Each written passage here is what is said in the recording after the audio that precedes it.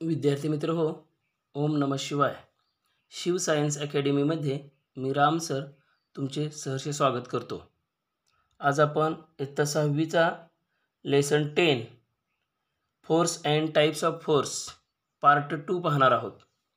Part फर्स्टमध्ये आपण force कशासाठी वापरला जातो त्या 4 गोष्टी, त्यानंतर टाईप ऑफ फोर्समधला पहिला मस्क्युलर फोर्स, त्यानंतर दुसरा टाईप मेकॅनिकल फोर्स आणि तिसरा टाईप ग्रॅव्हिटेशनल फोर्स म्हणजे गुरुत्वीय बल याविषयी माहिती पाहिली.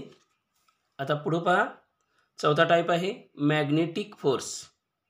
मॅग्नेट म्हणजे चुंबक, मॅग्नेटिक फोर्स म्हणजे चुंबकीय बल. Force exerted by a magnet is called a magnetic force.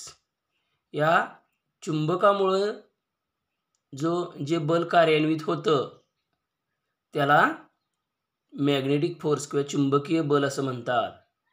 आता चुंबक सगळ्याच गोष्टींना अट्रॅक्ट करतो का? नाही, तर चुंबक काही ठराविक धातूंना किंवा ठराविक गोष्टींनाच अट्रॅक्ट करतो. बघा, magnet attracts iron, cobalt, nickel या 3 धातूंना किंवा या 3 गोष्टींना तो मॅग्नेट अट्रॅक्ट करत असतो. कोणकोणत्या? Iron, cobalt, nickel. ठीक आहे, लक्षात ठेवायची आहेत ही नावं, याची स्पेलिंग आपल्याला पाठ पाहिजे. पुढचा फोर्स टाईप आहे 5वा फ्रिक्शनल फोर्स. फ्रिक्शन म्हणजे घर्षण, फ्रिक्शनल फोर्स म्हणजे घर्षण बल. व्हेन टू सरफेसेस रब अगेन्स्ट ईच अदर, जेव्हा 2 पृष्ठभाग एकमेकांवर घासले जातात.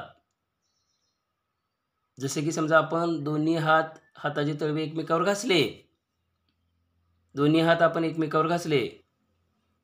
व्हेन टू सरफेसेस रब against each other acts frictional force, त्यावेळी काय होतं?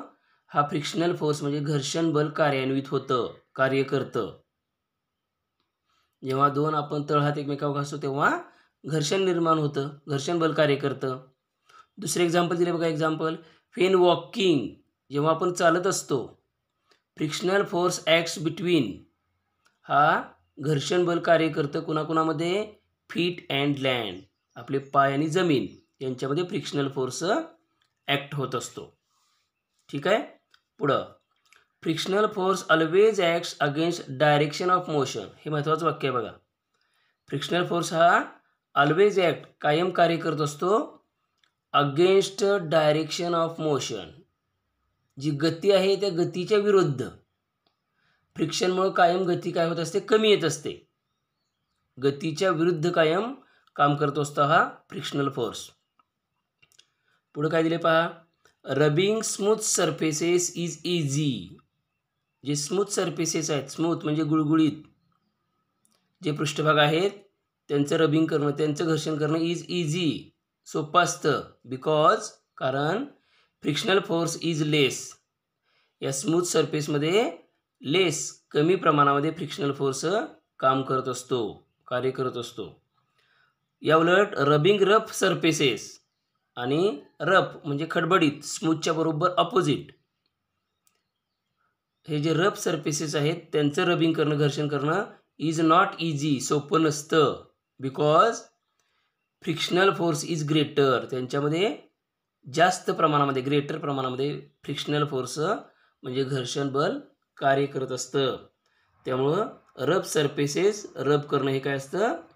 डिफिकल्ट असतं, नॉट इझी, डिफिकल्ट असतं. यानंतर पुढं पहा, फ्रिक्शनल फोर्सविषयी अजून माहिती दिलेली आहे. समटाईम्स, कधी कधी वी इन्क्रीज फ्रिक्शनल फोर्स, काही ठिकाणी आपल्याला हा फ्रिक्शनल फोर्स आहे तो इन्क्रीज करावा लागतो आपल्या काम करून घेण्यासाठी, आपल्या फायद्यासाठी. अशी कोणती उदाहरणं आहेत ज्यामध्ये आपण फ्रिक्शनल फोर्स इन्क्रीज करतो? एक्झाम्पल आहे ब्रेकिंग सिस्टीम ऑफ व्हेकल्स, वाहनांची ब्रेकिंग सिस्टीम. या ब्रेकिंग सिस्टममध्ये काय केला जातो? फ्रिक्शनल फोर्सचा वापर केला जातो आणि फ्रिक्शनल फोर्स इन्क्रीज करून ब्रेक लावले जातात, वाहन थांबवलं जातं. दुसरं एक्झाम्पल आहे ramp surface is less rough. पायऱ्यांच्या शेजारी जो रॅम्प असतो, रॅम्प, या रॅम्पचा जो पृष्ठभाग असतो तो काहीसा रफ, थोडासा खडबडीत असतो, गुळगुळीत नसतो, स्मूथ नसतो, तर काय असतो, रफ असतो. कारण त्यामुळे आपल्याला तिथं चालणं सोपं जातं. तर या ठिकाणी काय केलं आहे, फ्रिक्शनल फोर्स इन्क्रीज केलेला आहे. Sometimes we decrease frictional force, आणि काही काही ठिकाणी मात्र आपल्याला हा फ्रिक्शनल फोर्स डिक्रीज करावा लागतो, कमी करावा लागतो. जसं की एक्झाम्पल आहे, we sprinkle talcum powder on carrom board. Carrom बोर्डवर आपण काय करत असतो, पावडर टाकत असतो पहा, ज्यामुळे काय होतं, त्या कॅरमच्या पीसेस आणि कॅरमचा बोर्ड यांच्यामधलं फ्रिक्शन काय होतं, डिक्रीज, कमी होतं, आणि त्यामुळे आपल्याला त्या कॅरम खेळणं सोपं जातं. दुसरं एक्झाम्पल आहे डिक्रीज करण्याचं, we oil machines time to time. आपण मशीन्सना वेळच्या वेळी ऑइलिंग करत असतो. हे सुद्धा इथं सुद्धा फ्रिक्शनल फोर्स डिक्रीज होतो. कारण का, ऑइलिंग केल्यामुळं ते जे पार्ट्स आहेत, मशीन पार्ट्स, ते एकमेकावर त्यांचं जे घर्षण आहे ते काय होतं, डिक्रीज, कमी होतं, आणि तिथं फ्रिक्शनल फोर्स डिक्रीज होतो, कमी होतो. यानंतर पुढचा फोर्स टाईप आहे 6वा, इलेक्ट्रोस्टॅटिक फोर्स. इलेक्ट्रोस्टॅटिक, इथं चित्रामध्ये पहा, एक मुलगा काय करतोय, हा त्याच्या हातामध्ये कोंब आहे, कंगवा, तो काय करतोय, केसावर घासून कागदी तुकड्यांच्या जवळ, कागदी कपट्यांच्या जवळ आणतोय. ते काय होणार आहे, ते कागदी कपटे या कंगव्याला चिकटणार, अट्रॅक्ट होणार. आता हे काय होतं बघा, force exerted by electrically charge materials due to friction.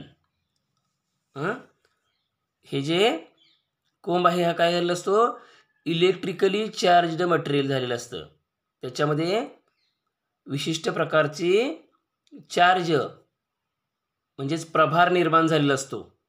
कशामुळं, ड्यू टू फ्रिक्शन, त्याच्या घर्षणामुळं. कारण हा कोंब काय केला आहे, त्यानं आपल्या ड्राय हेअरवर, केसांच्यावर काय केलं आहे, घर्षण केलेलं आहे, फ्रिक्शन केलेलं आहे, घर्षण, आणि या घर्षणामुळे चार्ज निर्माण झाला बघा. आणि या चार्जमुळे जो फोर्स निर्माण होतोय, फोर्स एक्झर्टेड बाय, म्हणजेच असा फोर्स जो कशामुळे निर्माण होतो, exerted by electrically charge material due to friction, घर्षणामुळे चार्ज झालेले, प्रभारित झालेल्या वस्तूमुळं जो फोर्स निर्माण होतो, कॉल्ड, त्याला म्हटलं जातं इलेक्ट्रोस्टॅटिक फोर्स. इलेक्ट्रोस्टॅटिक म्हणजे स्थितिक विद्युत बल, इलेक्ट्रोस्टॅटिक फोर्स असं म्हटलं जातं. याचं एक्झाम्पल इथे दाखवल्याप्रमाणे, पेपर पीसेस अट्रॅक्ट्स टू कोंब दॅट रब्ड ऑन हेअर. आणि पाठामधला शेवटचा मुद्दा आहे कंबाइंड फोर्सेस, कॉम्बिनेशन. एकत्रितपणे बरीच बल कार्य करत असतात, कंबाइंड फोर्सेस. बघा, while any action taking place, जेव्हा एखादी कृती घडत असते, various types of forces acts on, बऱ्याच प्रकारचे फोर्स, आपण जे 6 प्रकारचे फोर्स बघितले, त्यामधले 2-3 प्रकारचे फोर्सेस ॲक्ट होत असतात, कार्य करत असतात. याचे एक्झाम्पल आहे बघा, व्हाईल रनिंग, जेव्हा आपण पळतो, रनिंगची क्रिया चालू असते, आपण मस्क्युलर फोर्सचा वापर करतो, मस्क्युलर फोर्स ॲज वेल ॲज, त्याचबरोबर फ्रिक्शनल फोर्स अगेन्स्ट एअर, आपल्याला जी हवा आहे ती सुद्धा काय करत असते, विरोध करत असते. म्हणजेच फ्रिक्शनल फोर्स आपला हवेबरोबर फ्रिक्शनल फोर्स पण कार्य करत असतो. And gravitational force of earth, आणि पृथ्वीचा ग्रॅव्हिटेशनल फोर्ससुद्धा त्यावेळी ॲक्ट करत असतो. म्हणजे रनिंगच्या वेळी आपला मस्क्युलर फोर्स, त्याचबरोबर हवेचा फ्रिक्शनल फोर्स, आणि अर्थ, पृथ्वीचा ग्रॅव्हिटेशनल फोर्स, असे 3 फोर्स ॲक्ट करत असतात. म्हणजे हे झालं कंबाइंड फोर्सेसचं उदाहरण. कंबाइंड फोर्सेस एकत्रित बरीच बल कार्य करत असतात. अशी बरीच आपल्याला उदाहरणं देता येतील. इथं हा आपला पाठ 10 force and types of force संपलेला आहे. तुम्ही हे व्यवस्थित नोट्स लिहून घ्या, त्याचबरोबर धड्याचं वारंवार वाचन करा, म्हणजे तुम्हाला हा पाठ व्यवस्थित समजेल. त्याचबरोबर व्हिडिओ सबस्क्राईब करा. आजच्यासाठी राम राम.